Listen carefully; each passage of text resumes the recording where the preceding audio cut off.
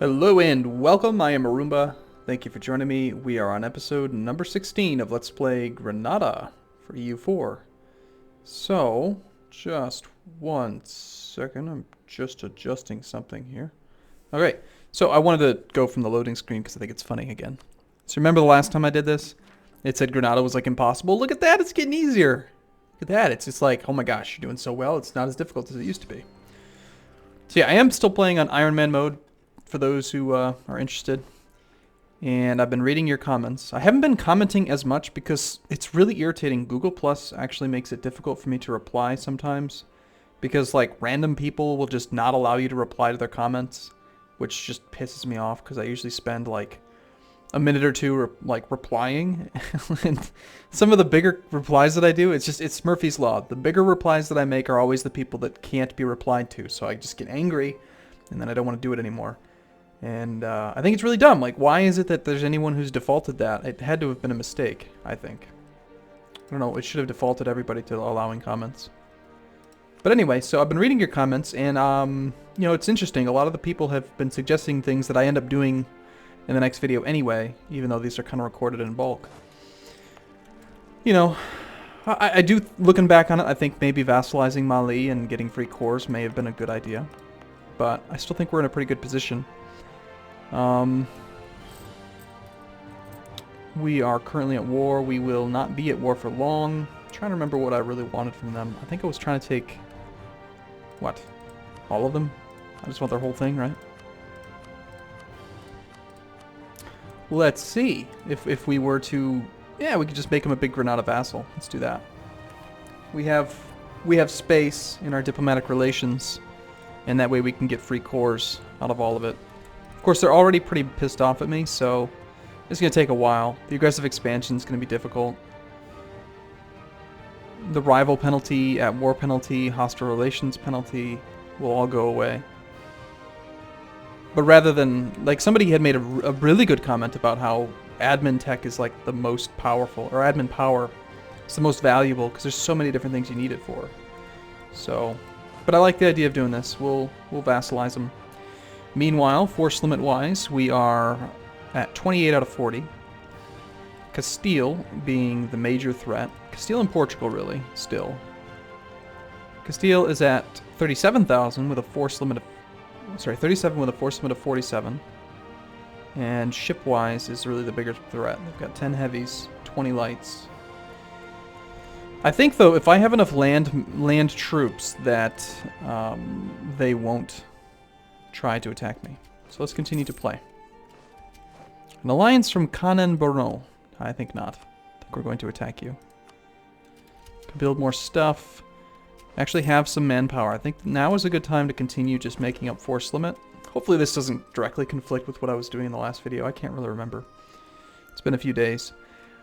On an unrelated note, I'm very disappointed in the 25-year world conquest invalidating my playthrough, making it pointless. So I'm going to have to start over with CK2. If you're not watching that series, that was the Record Breaker Season 2.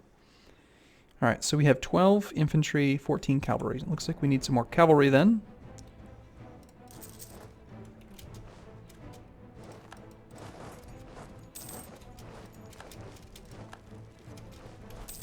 So we lost an advisor as well.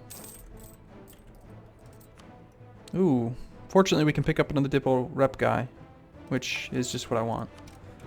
He'll help out with annexation of this vassal after we win the war against him. Would have been a good idea probably to get a ruler or a commander here, but gain 1 base tax in Fernando Po. Our efforts to develop it go on, but some new settlers have rejected our capital city and begun establishing a new settlement quite far from the original one. Now people flock to that second settlement, and we are left to split our efforts. It just seems... well, I don't... there's not even a decision here. I'm already capped out on 100 prestige. Well, obviously. More base tax in Fernando Po. Sounds great. Awesome, dude. Fernando Po's gonna be sweet. And Fernando Po just became self-sustaining. Where's my outliner? What's going on here? Alright.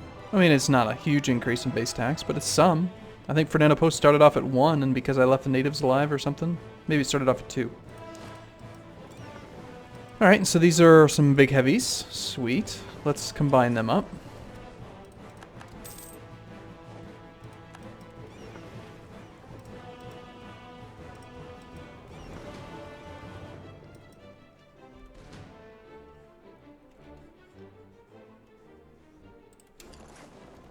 Get them patrolling back over there.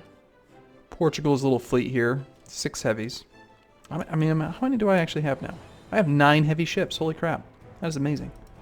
Things are looking up!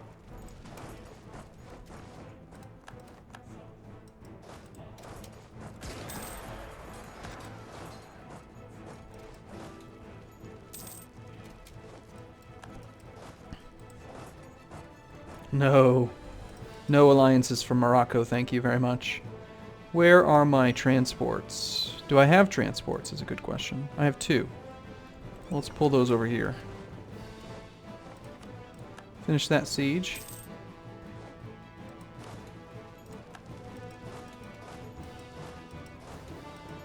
I think we can probably just ignore that army. There's only 2 more spots to siege. I'm gonna slow the game down. Playing on speed 4 right now is like, it's just throwing me off. Alright, I think we need to continue to build some more cavalry. Maybe 1 more infantry. Let's just go crazy. Cavalry, cavalry, cavalry. Lots of cavalry. Obviously cavalry being our strongest unit right now.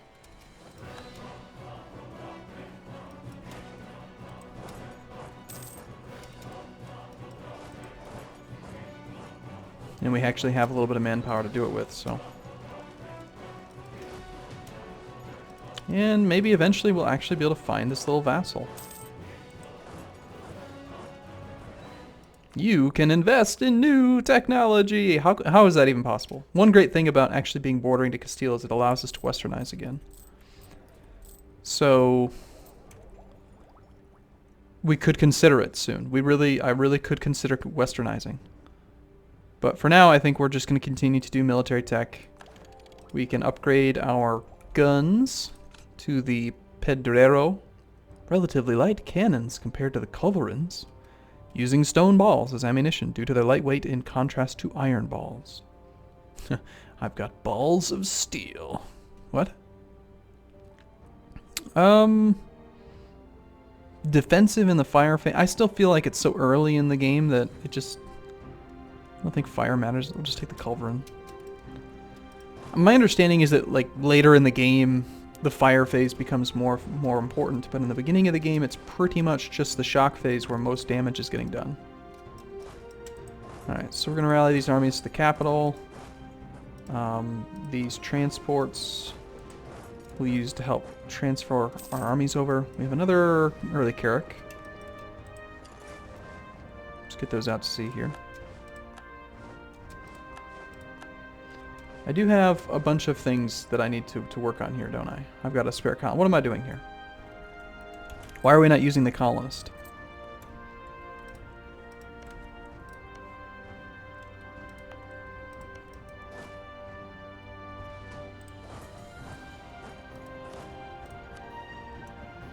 Why don't I have a leader? I just have my 2 characters. I don't have any leader right now. It's kind of weird.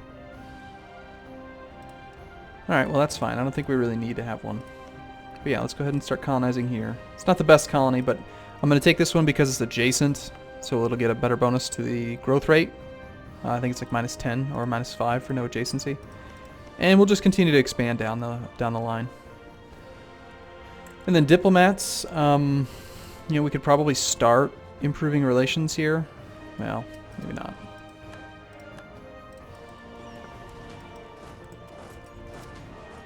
Lots of spam here because I've got the army arrival notifications on. That's fine. I'd rather it be that way than risk losing a fleet somewhere. Which has happened before. Alright, so the armies have arrived. These guys are coming. These guys I kind of want all together. They can keep doing their same route. About to finish our war with Songhai. So let's go ahead and just... We could full annex them, but that's 64% overextension. And I kind of don't want that. I think it just makes sense, doesn't it, to vassalize? Granadan vassal. Or I wonder...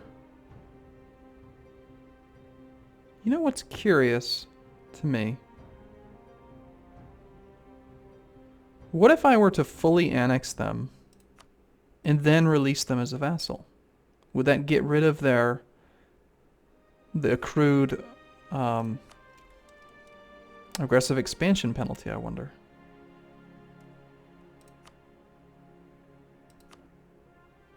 This cost me 23 diplo points. This cost me none. Less aggressive expansion. The overextension wouldn't matter if I created them as a vassal. I'm gonna try it. I wanna learn. Let's try it. So we're gonna do full annexation. That also finishes our mission, which I forgot about. Morocco has entered a coalition against us. Okay, so now we're gonna create a vassal, and they're gonna actually. Oh wow. Okay, that may be the reason why it wasn't a good idea. All right, so they're gonna take a lot of my land. 9 provinces. They're gonna get Timbuktu, Tadmeka, but have I cored these already? I did. But this one, you know, I mean, I'm still gonna get.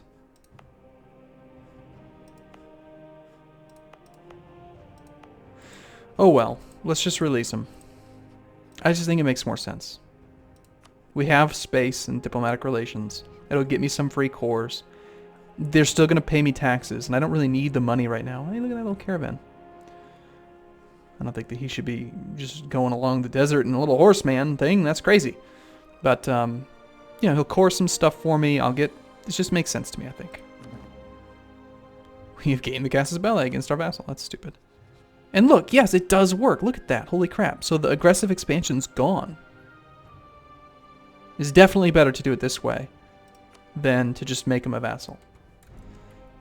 Interesting. Very, very interesting. To me, at least. No, yeah, you're exiled. You won't have to fight anybody. That's fine. So now we just have to get him... We have to have him as a vassal for 10 years, and we can annex him, and... That's simple. My diplomatic reputation's actually pretty good. +6. Overextension, I think we just got rid of. So it's actually going to be even higher. We're at a point where we can really consider improve our relations with Songhai. Not worth it. Spread our culture, no. Spread our culture. New Granada. 150 diplo points for that. None of these missions are really that great. Alright, so we're going to improve relations with them. We can actually do a royal marriage with them too, because they're the right religion and everything. That is pretty awesome.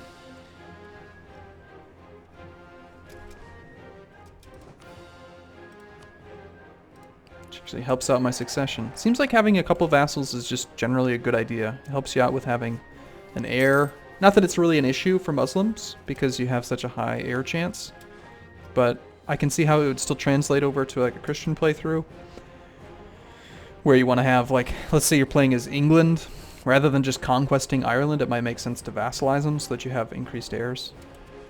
Could make sense. Alright, so we're not even still at our force limit. I can make even more stuff. Incorporate Songhai. Admin power. That is my plan. Let's just do that one. It's gonna, well, that's so far away. Let's just do it anyway. I don't want to forget about it. And it's 25 extra admin points. It's really far away, but... Alright, so Songhai, what else can we do to you? We can't ally because you're my vassal. You're a subject nation, so we can't proclaim guarantee. We already have military access. I could send them a gift, but, you know, 10 years is going to be plenty of time, I think, to just get them up to 190. So we basically just ignore them now, and we actually are making 1.8 gold per month. It's not as much as when I owned it, but still pretty good. So now the question is, do we move toward Westernizing. To westernize or to not westernize. From what I remember last time, you go from +3 stability to -3 stability. It's all about having good, solid stability, admin power growth. And I am going to probably use a pretty gamey tactic. I'm going to build a bunch of stuff that costs tons of admin points and then cancel them all so we get a bunch of admin points back. Oh, that's so gamey. Why would I do that? I would do that because it's a good idea, I think. But first, we just need to have a huge army. Like a huge army to just deal with everything that's bad in the world. That might be a little bit too heavy on the cavalry, so let's build a few more infantry. And we're out of manpower now. So let's build some boats. More early carracks. More guns. That's as much as we can build. Okay. Okay, cool. Cool, cool, cool. Let's do it. Still coring Fernando Po. In that case, I might even consider going back to 3 colonies.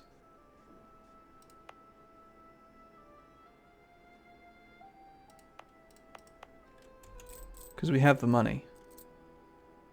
No. We need the money to build up manpower and to build boats. We're just going to do 2 colonies. All right, I'm going to take a break here, though. Thanks for watching, everybody. I'll see you again in the next video. See you soon.